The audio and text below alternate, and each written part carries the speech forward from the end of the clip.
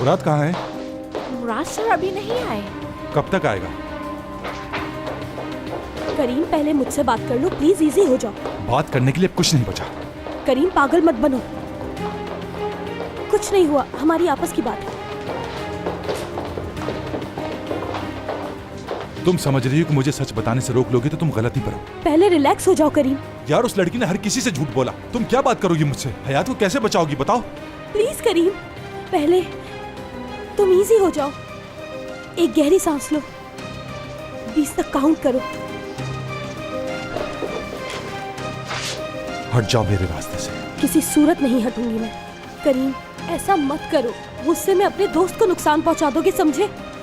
उसने अगर झूठ बोला तो उसकी कोई वजह है, समझो। मुझे इससे कोई गर्ज नहीं, इसकी चाहे कोई भी वजह हो। किसी और की आईडी में इस कंपनी में जॉब की, मुराद को धोखा दिया उसने, और सिर्फ मुराद को नहीं, उसने तो हर किसी को चीट किया। नो, इससे ज्यादा और क्या?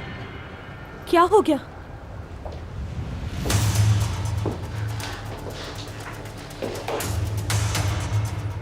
मैडम आप कब से खड़ी हैं? जो कुछ जानना था वो सब सुन लिया मैंने। मेरे साथ आओ दोनों।